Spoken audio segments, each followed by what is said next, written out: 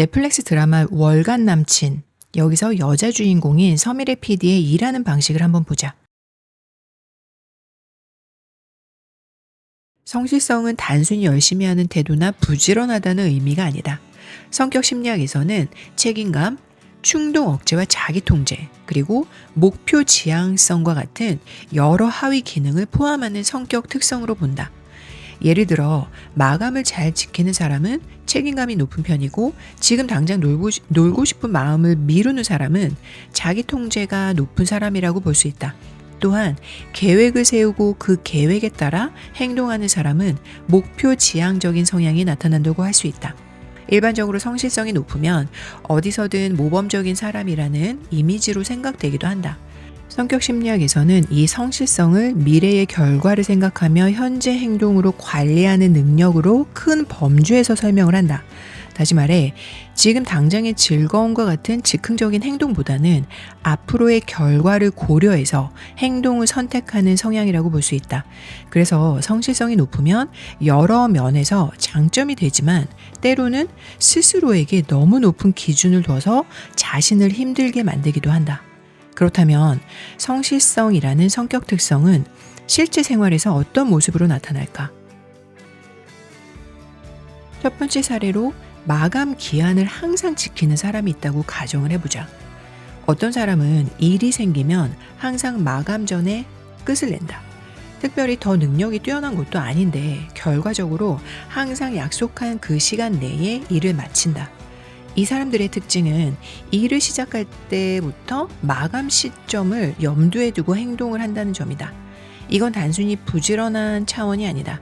일을 시작하면 먼저 남은 시간을 계산하거나 해야 할 일을 나눠서 계획을 한다.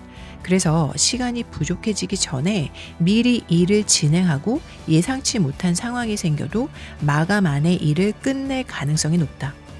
이러한 행동은 빅5 성격 특성 중 성실성에서 나타나는 전형적인 모습이다. 이 사례는 특히 책임감과 목표 지향성이 행동으로 드러난 사례라고 볼 수 있다.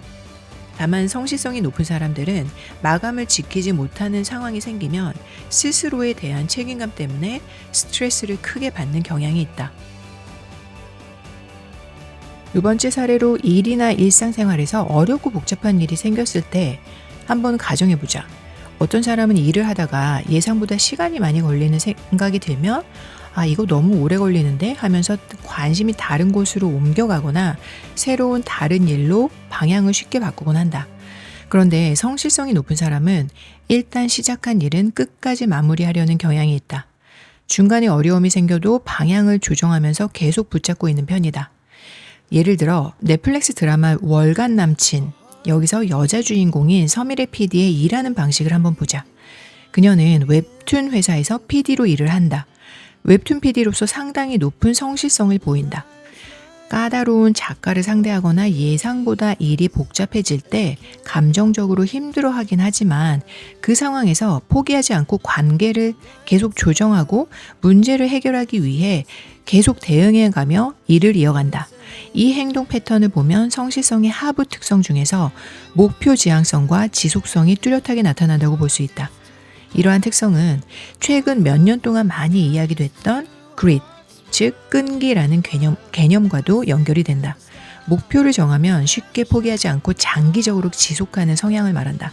다만 이 끈기라는 특성은 단순히 노력만으로 만들어지는 것이 아니라 어느 정도 기질적 성향에 영향을 받는다고 알려져 있다. 그래서 어떤 사람은 자연스럽게 한 가지 일을 오래 붙잡고 있는 편이라면 또 어떤 사람은 새로운 일로 빠르게 전환하는 경향을 보이기도 한다. 세 번째 사례를 한번 보자. 해야 할 일이 있는데 갑자기 휴대폰이 보고 싶어지거나 재미있는 영상을 찾고 싶어질 때가 있다. 이럴 때 어떤 사람은 바로 그 즐거움을 선택하고 또 어떤 사람은 지금 할 일을 먼저 하고 나중에 보자 라고 스스로 결정을 내린다. 이 차이는 성실성의 하위 요소 중 하나인 자기 통제, 즉 충동을 조절하는 능력과 연결이 된다. 성실성이 높은 사람은 순간적인 즐거움보다 나중에 얻게 될 결과를 더 크게 생각하는 경향이 있다. 그래서 지금 하고 싶은 일을 잠시 미루고 먼저 해야 할 일을 끝내는 선택을 하는 경우가 많다. 다만 이 특성이 너무 강하게 나타나면 쉬어야 할 때조차 계속 일을 붙잡고 있는 모습으로 나타나기도 한다. 그래서 지금 이 순간이 정말 휴식이 필요한 건지 아니면 단순히 순간적인 즐거움에 끌리는 것인지 스스로 한번 관찰해 보는 것이 좋다. 네 번째 사례로 자기 기준으로 루틴을 잘 지키는 경우이다.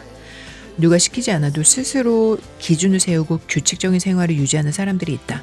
예를 들어 정해진 시간에 운동을 하고 식사를 하고 일하는 시간도 비교적 일정하게 유지하는 경향을 보인다.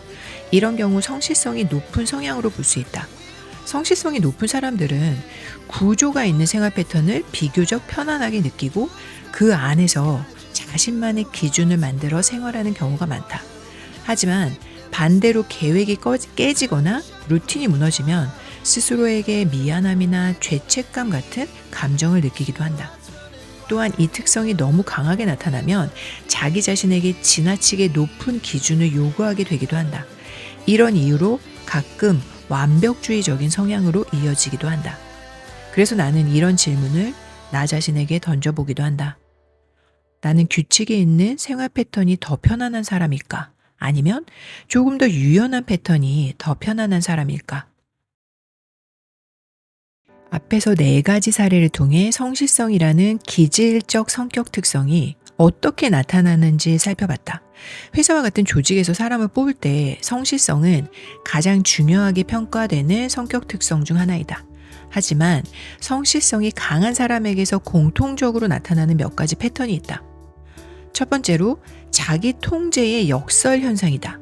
평소에는 충동을 잘 억제하고 계획을 잘 지키지만 통제가 계속 누적되면 어느 순간 반동이 나타나기도 한다.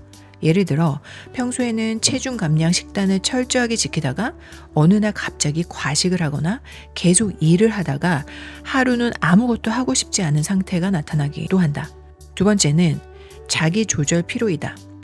성실성이 높은 사람은 계획을 지키고 충동을 조절하면서 자신의 행동을 꾸준히 관리를 한다. 그런데 이런 자기 조절 과정은 인지적 에너지를 계속 사용을 한다. 그래서 일정 시간이 지나면 조절 능력이 일시적으로 약해지면서 평소와 다른 행동이 나타나기도 한다. 세 번째로는 완벽주의로 이어지는 경우이다. 성실성이 매우 높은 사람들 중에는 자기 기준이 높은 사람들이 많다. 그런데 이 기준이 지나치게 높아지면 항상 잘해야 한다는 압박을 느끼게 된다. 이런 상태가 오래 지속되면 오히려 통제에서 벗어나고 싶은 심리가 생기기도 한다. 그래서 가끔 일탈이나 쉬고 싶은 욕구가 나타나기도 하는데 이건 심리적으로 균형을 맞추려는 자연스러운 반응이기도 하다. 예를 들어 일정 사이에 휴식 시간을 의도적으로 넣거나 일을 할 때 항상 100% 완벽을 목표로 하기보다는 80에서 한 90% 수준에서 마무리하는 기준을 두는 것도 도움이 된다. 또한 계획에도 약간의 유연성을 받아들이면서 성실성을 좀 더 건강하게 유지할 수 있다. 성실성이 낮다고 느끼는 경우 몇 가지 행동과 환경을 조정하는 방법으로 접근해 볼 수가 있는데 우리가 종종 나는 왜 꾸준하게 못할까? 의지력이 약한 것 같아. 와 같은 식으로 자신을 평가하기도 한다. 이것이 자기 비난과 같은 말투라면 성장에 전혀 도움이 되지 않는다. 부정적 감정만 소모할 뿐이다. 내가 빅5 성격 특성을 설명하는 이유도 자신의 기질을 이해하고 그것을 바탕으로 조금 더 현실적인 방식으로 성장하기 위해서이다. 첫 번째 방법으로는 행동에 대한 진입장벽을 낮추는 것이다. 성실성이 낮다고 느끼는 사람들에게서 가장 흔하게 나타나는 패턴 중 하나는 목표를 너무 크게 세우는 것이다. 목표가 크면 시작 자체가 어려워진다. 예를 들어 매일 기상 후 1시간 동안 운동을 하겠다는 목표를 세웠다면 하루 중 틈이 날 때 5분에서 10분 정도 가벼운 체조로 시작하는 방식이 더 도움이 될 수도 있다. 두 번째로는 내 주변 환경을 조정하는 것이다. 성실성이 낮은 경우 자기 기준이 약해서 외부 자극에 쉽게 흔들릴 수가 있다. 예를 들어 일을 해야 하는 상황에서 친구의 연락이나 휴대폰 알림에 쉽게 흔들리는 경우가 있다. 이럴 때는 일을 시작하기 전에 휴대폰을 무음으로 해두거나 가방 안에 넣어두는 것처럼 의도적으로 방해 요소를 줄여보는 것도 하나의 방법이다. 세 번째 방법은 작은 보상을 활용하는 것이다. 성실성은 도파민 보상 체계와도 관련이 있다. 즉각적인 보상이 있을 때 행동이 더 쉽게 유지되는 경우가 많다. 예를 들어 가볍게 시작한 운동을 일주일 동안 꾸준히 실천했다면 스스로에게 작은 선물을 하는 식으로 성취감을 강화해 보는 것도 도움이 된다. 이처럼 성실성은 환경과 행동 방식을 어떻게 설계하느냐에 따라 조정할 수 있는 부분이기도 하다. 정리해보면 성실성이라는 기질적 성격 특성은 책임감, 자기통제, 그리고 미래의 결과를 생각하면서 현재 행동을 조절하는 성향과 관련이 있다. 어떤 사람은 자연스럽게 계획을 세우고 꾸준히 행동을 하는 편이고 또 다른 사람은 조금 더 유연하고 즉흥적인 방식으로 행동하고 살아가기도 한다. 중요한 건 어느 쪽이 더 좋은 성격이냐가 아니라 자신의 성격을 이해하고 그에 맞는 방식으로 삶을 설계하는 것이다. 성실성이 높은 사람이라면 가끔은 스스로에게 여유를 주는 것이 필요할 것이고 성실성이 낮다고 느끼는 사람이라면 행동을 할 때 시작을 좀 더 가볍게 해보는 방법을 찾아볼 수 있다. 결국 성격을 바꾸려는 시도보다 자신의 기질적 성격을 수용하고 그 안에서 균형을 찾는 것이다. 자, 그러면 이런 질문을 한번 스스로에게 던져볼 수 있다. 나는 지금 나의 기질적 성격을 이해하면서 발전하는 방향으로 조율하며 살아가고 있을까? 아니면 나 자신을 계속 몰아붙이며 살아가고 있을까? 다음 영상에서는 빅5 중에서 외향성에 대해 좀 더 깊게 이야기해 보겠습니다. 다음 에피소드도 함께 해주시기 바랍니다. 감사합니다.